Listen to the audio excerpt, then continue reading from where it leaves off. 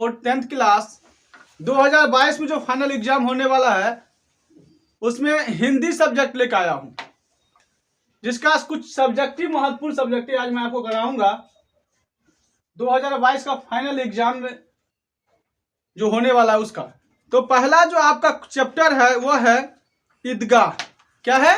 ईदगाह। और ईदगाह के लेखक हैं प्रेमचंद। ईदगाह के लेखक हैं प्रेमचंद। तो पहला इसका जो क्वेश्चन दिया गया है, ईद के दिन अमीना क्यों उदास थी? ईद के दिन अमीना क्यों उदास थी? तो ईद के दिन अमीना इसीलिए उदास थी क्योंकि उनका बेटा और पुतौह दोनों मर गया था। उनके घर में कोई कमाने वाला नहीं था, पैसा नहीं था जो अपने नाती को, जो एक नाती था, उस नाती को दे पाता। इसीलिए इतने बड़े पर्व, ईद के दिन जो इतना बड़ा पर्व होता है, उस पर्व के अवसर पर उसके घर में एक भी अन्न का दाना नहीं था, जिस कारण अमीना उदास बैठी हुई थी। और वो हम सोच रही थी हम हामिद को क्या दें मेला देखने के लिए। तो आप इसका आंसर जान गए होंगे। अगला क्वेश्चन है आपका इसी चैप्टर से, मेला जाने से पहले हामिद दादी से क्या कहता है? मेला जाने से पहले हामिद दादी से क्या कहता है? जब मेला देखने के लिए बहुत सारे लोग जा रहे थे ईद के दिन, तो हामिद भी कहता है दादी हम भी मेला घूमने जाएंगे। तो कहता है ठीक है जाओ, पैसा तो है नहीं उसके पास। मात्र 3 पैसा था। कितना था? 3। कितना था उसके पास? 3। हामिद के पास कितने रुपए थे? 3 पैसे थे या रुपये थे? पैसे। 3 पैसे थे। समझ गया ना?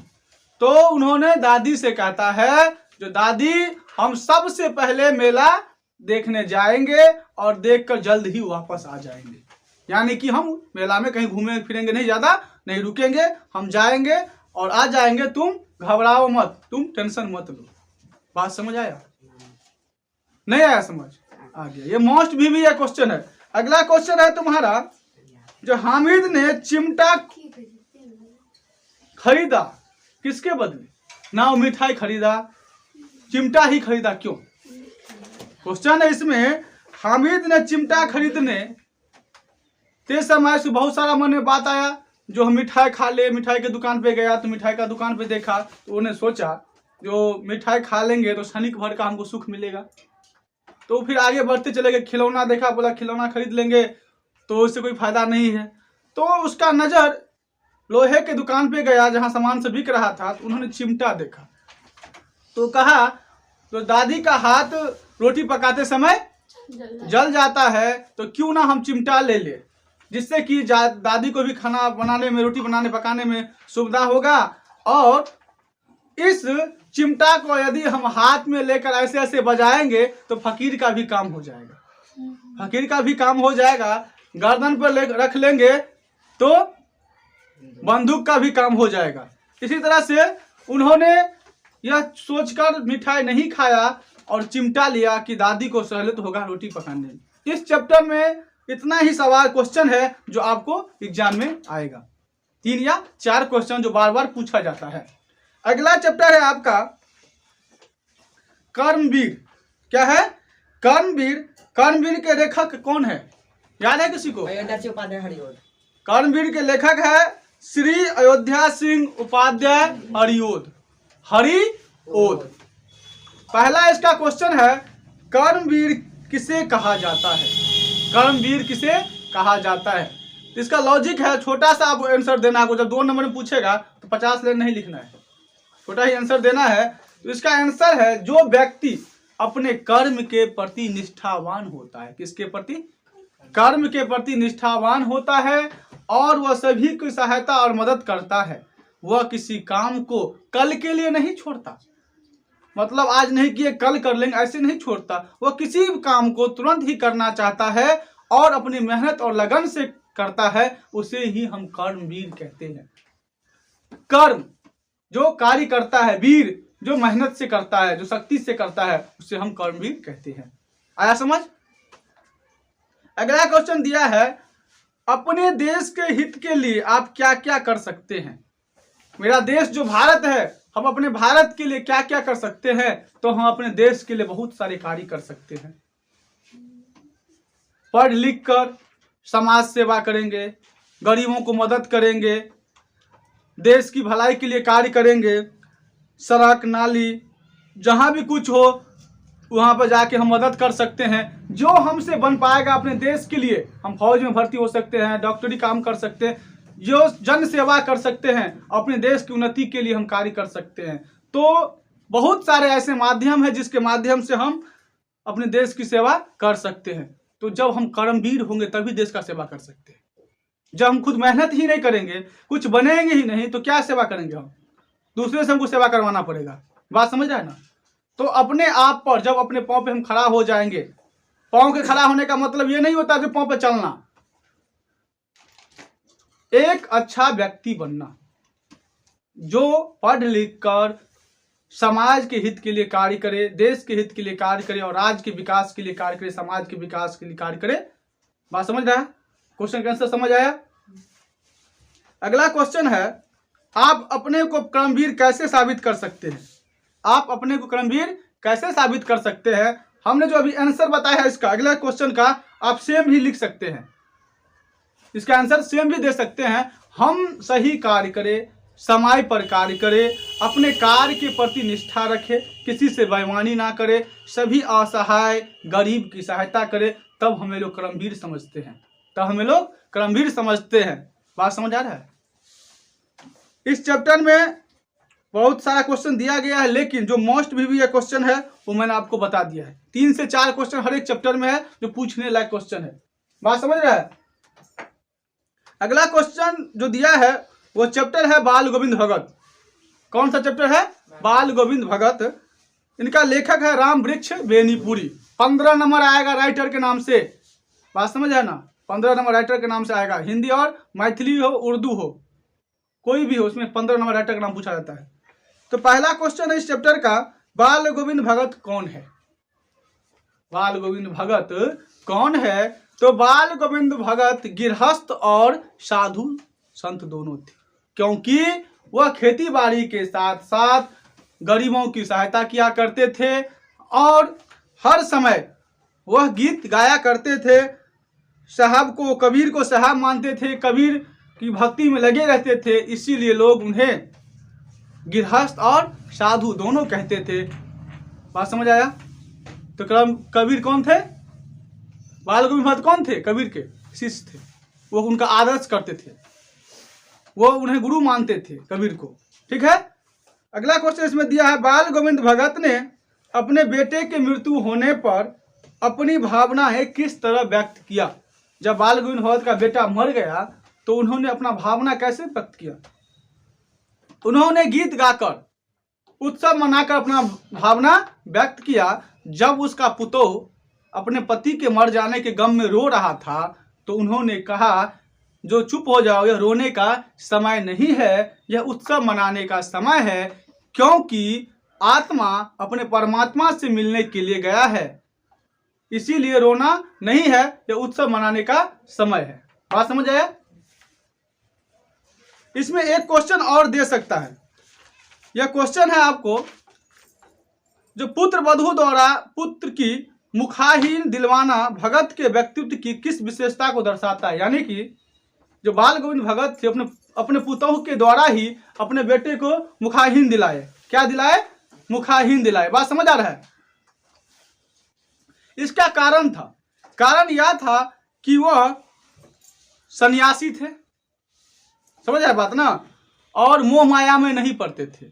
वह किसका? कबीर के भक्त थे और कबीर पंथी में ऐसा नियम है, कबीर के मानने वाले थे, इसीलिए उन्होंने यह सोचा जो अपने पुतों से ही उन्हें आग दिलाया जाए। 1 नंबर का पूछ सकता है या 2 नंबर में पूछ सकता है। बात समझ आ? अगला चैप्टर है तुम्हारा हुंडरू का जल प्रपात। किसका जल प्रपात? हुंडरू का जल प्रपात। तो इसमें जो इनका राइटर कौन है पता है? कामता प्रताप सिंह कामता प्रताप सिंह काम। या तुम कामता सिंह याद रखना या काम याद रखना, ऐसे लॉजिक करके याद रखेगा, तुमको याद रहेगा। तो पहला क्वेश्चन इसमें, हुंडरू का झरना कैसे बना? किसका झरना कैसे बना? हुंडरू का झरना कैसे बना? देखो, जब नदी क्या करता है, जब नदी अपने रास्ते को खोजते हुए, किसको खोजते हुए? रास्ते को खोजते हुए। मान लो ये पहाड़ है ना, ये बड़ा पहाड़ है, ये भी बड़ा पहाड़ है, तो नदी ऐसे ऐसे पानी जाता है, क्या है ना, शाम के तरफ चक्कर काट रहा है। हुंडरू का जो झरना है वो शाम के तरफ चक्कर काटता है, समझ गया ना। तो जाते जाते इस नीचे से यहाँ आया। अब ये जब चारों कात से पानी आया, पानी आने के बाद जो मिलता है, और मिलने के बाद पहाड़ से जब नीचे गिरता है तो झरना का रूप ले लेता है। किसका रूप ले लेता है? झरना का रूप ले लेता है। तो हुंडरू का झरना इसी तरह बना है। और हुंडरू का जो झरना है, यहाँ से जो जल गिरता है झरना के रूप में, यह 243 कितना है फीट नीचे गिरता, 243 फीट नीचे गिरता है। और इसमें क्वेश्चन, जो हुंडरू का झरना दिखता कैसे है? वह 7 रंगी इंद्रधनुष सा प्रतीत होता है। कैसा प्रतीत होता है? 7 रंगी इंद्रधनुष सा प्रतीत होता है। हुंडरू का जलप्रपात के सौंदर्य का वर्णन करें।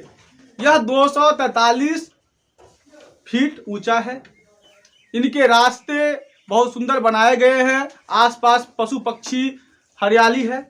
और जब हम पहाड़ पर चढ़ते हैं तो ये घुमावदार सांप की तरह चक्कर काटता हुआ है, जिसे देखने में बहुत मनमोहक होता है। और इनका जल जो धारा है झरना का, वो 243 फीट नीचे गिरता है और 7 रंगी जैसे प्रतीत। तो दोनों क्वेश्चन के आंसर सेम करके हम लिख सकते हैं।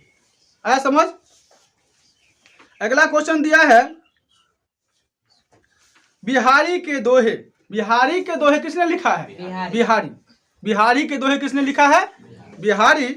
तो इसमें पहला क्वेश्चन दिया है, दुर्जन का साथ किस प्रकार हानि है? दुर्जन मतलब होता है गलत आदमी, ईर्ष्या करने वाला आदमी। तो उसके साथ रहने से कैसा हानि होता है? किसी को याद है?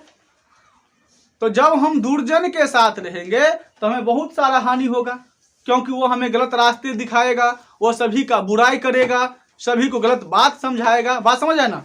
जब वो सभी को गलत बात समझाएगा तो तुम भी गलत रास्ते पे जाएगा। तो इसीलिए जो दुर्जन है, जो गलत है, जो किसी को गलत रास्ते ले जाता है, उससे हमें दूर ही रहना चाहिए। उससे हमें क्या रहना चाहिए? दूर ही रहना चाहिए। इसीलिए कहा जाता है दुर्जन के साथ बहुत सारा हानि है। समझ आ रहा है? अगला क्वेश्चन इसमें दिया है, दुख सुख को समान रूप से क्यों स्वीकार करना चाहिए? ये 2018 में पूछा हुआ क्वेश्चन है।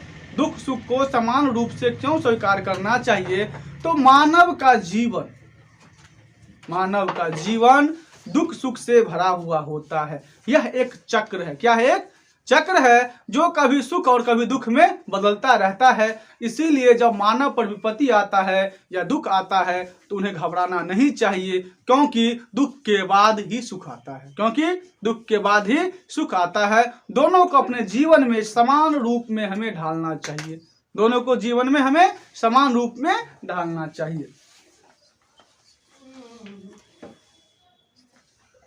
अगला चैप्टर है तुम्हारा ठेस, जो लास्ट चैप्टर है। इसके बाद दूसरे सेशन में तुमको हम करवाएंगे, ठीक है? ठेस है। इस कहानी का जो लेखक है फणीश्वरनाथ रेणु। फणीश्वरनाथ रेणु। इसमें क्वेश्चन दिया है, शीर्चन का चरित्र चित्रण करे।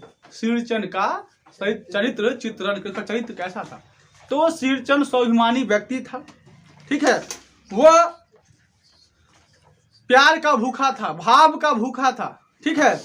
उसे लोग, ग्रामीण लोग कामचोर, चटोर, बेगार समझते थे, क्योंकि कोई भी जब कार्य होता था ना, उन्हें काम करने के लिए सब उसे बुलाता था तो बहुत लेट जाता था, बहुत धीरे धीरे कार्य करता था। बात समझ रहा है ना? वह कारीगर उसे तंग हो जाते थे, क्योंकि जब काम सब कर लिया तब वो पहुंचता ही था। वह काम करने में, शीतल पाटी बनाने में बहुत महारत हासिल था। वो रंग बिरंग का शीतल पाटी बनाता था, समझ गया ना? वो मानू दीदी के लिए, जो मानू दीदी सासू जाना वाला था ना, उसके लिए वो शीतल पाटी बनाया। जब लेखक ने उसे खोला और देखा तो आश्चर्यचकित हो गया उसका कला देखकर। भले लोग चटोर या बेगार या कामचोर समझते थे। शीर्चन जो था पेशे से कारीगर था। क्या था? पेशे से कारीगर था, ठीक है?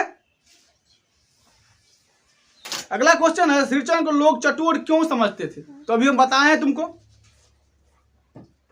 क्योंकि वह खाने पीने में बहुत लालसा रखता था, वो बहुत स्वादिष्ट चीज खाना चाहता था, इसलिए लोग उन्हें बहुत चटोर समझते थे, जो चटकार मारकर खाता है। बात समझ रहे हैं ना। लास्ट और अंतिम क्वेश्चन इसमें दिया हुआ तुमको, श्रीचंद का व्यक्तित्व बता दिए। श्रीचंद को सौगात किसने खोला, अभी बोले हैं, किसने खोला? लेखक ने श्रीचंद के सौगात को खोला, जो बहुत अच्छा बना हुआ था। लेखक इसे देखकर तंग हो गया, लेखक इसे देखकर तंग हो गया। ठेस कहानी के विभिन्न पात्र के नाम लिखे। ठेस कहानी में बहुत सारे पात्र है, तो उसका नाम लिखे। ठेस कहानी में 5 पात्र है, श्रीचंद, मानू दीदी, मझली भाभी, बड़ी भाभी और लेखक की माँ। समझ आ रहा है बात? तो यह वीडियो आपको अच्छा लगा हो तो लाइक सब्सक्राइब शेयर जरूर कीजिएगा। जय हिंद साथियों।